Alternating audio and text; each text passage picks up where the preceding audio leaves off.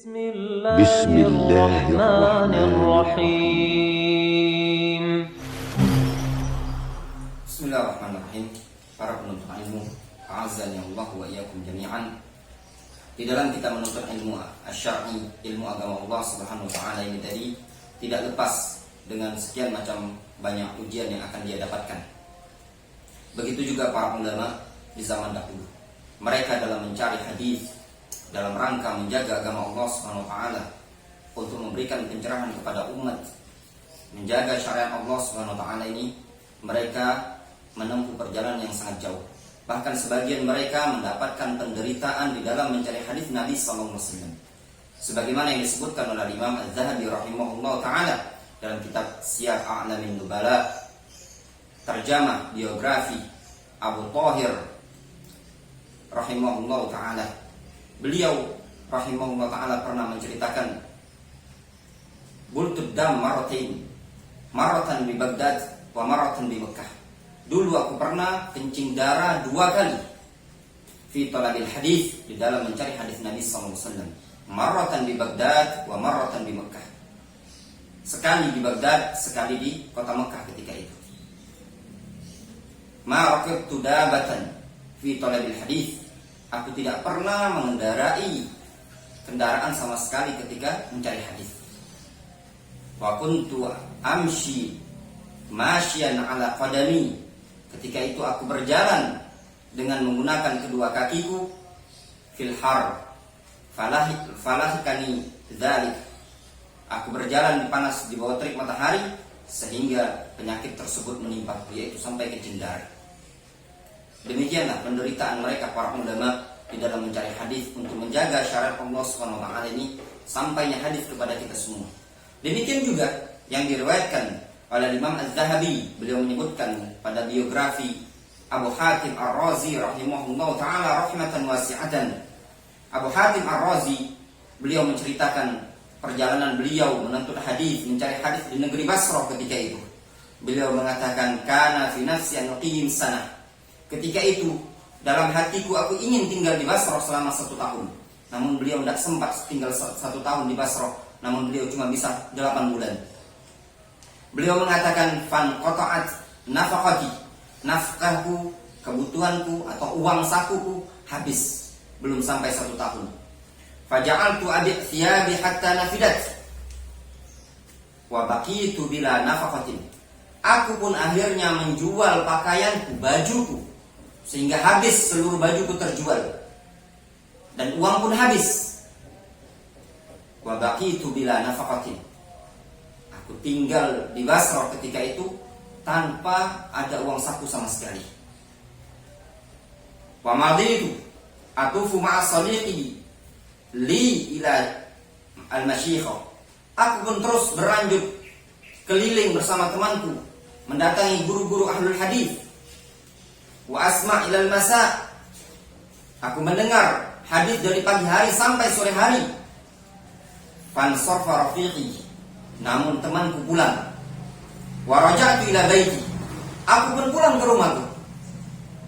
Faja'altu ashrabal ma' minal ju'.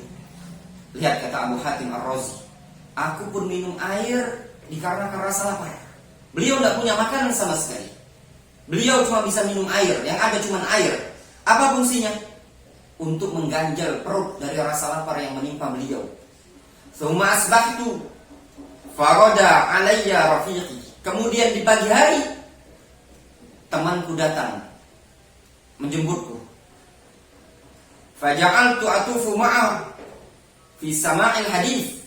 Aku pun mulai berangkat keliling bersama beliau di dalam mencari hadis.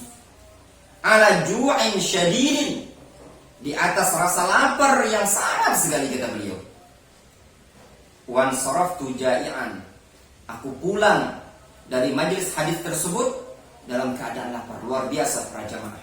Pernahkah kita mendatangi majelis ilmu, datang ke tempat kajian, kita dalam keadaan merasakan lapar?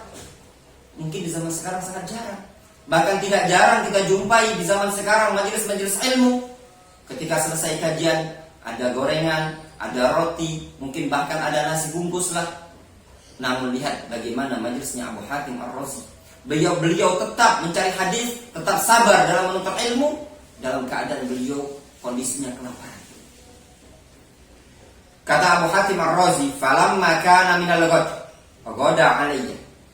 Tatkala keesokan harinya, temanku datang mendatangiku. Faqala murbina ilal masyayikh. Ayo kita berangkat menuju masyayikh, menuju guru ahlul hadis. Qultu, kata Abu Hatim, aku berkata kepadanya, ana dha'ifun la yumkinuni. Kondisi badanku lemah, lemas, kelaparan. Tidak mungkin bagiku untuk berangkat mencari hadis. Qala wa ma dha'afuka? Kata temannya tadi, apa yang menyebabkan engkau lemah, lemas seperti ini?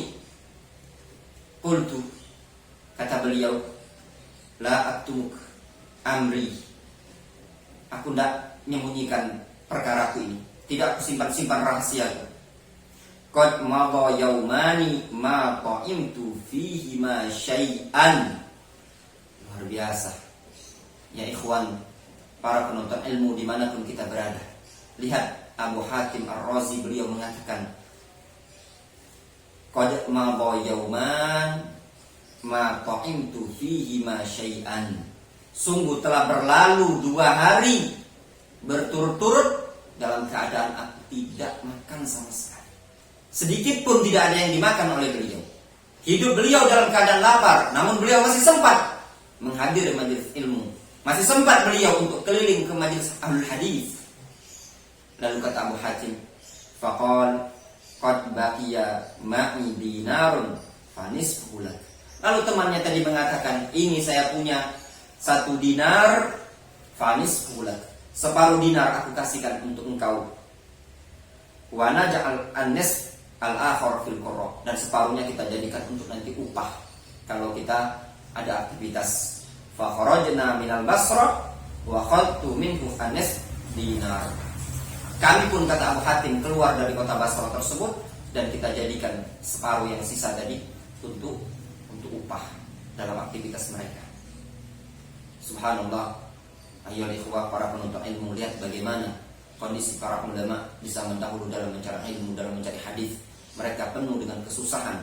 Maka selayaknya bagi kita semua yang ada di zaman sekarang, kita punya kendaraan, kita mungkin punya uang, kita punya rezeki dari Allah Subhanahu wa taala. Untuk apa kalau bukan kita gunakan dalam rangka ketaatan? Ingat, semua nikmat yang Allah Subhanahu wa taala berikan kepada kita semua, kalau tidak kita gunakan di dalam ketaatan, di antaranya untuk menuntut ilmu, semuanya akan menjadi musibah bagi kita semua. Kata Salama Ibnu Dinar Abu Hazim rahimahullah ta'ala, kullu ni'matin la tuqarribuka minallah fahiya baliyah. Setiap kenikmatan yang tidak bisa mengantarkan engkau kepada Allah Azza wa Jalla, itu semua adalah musibah bagi engkau. Maka beruntunglah dan bersyukurlah bagi seorang ikhwan, bagi seorang penuntut ilmu yang didukung oleh orang tuanya, yang dia mempunyai kemampuan. Ini nikmat di atas kenikmatan tatkala dia gunakan di dalam mencari ilmu agama Allah Subhanahu wa taala.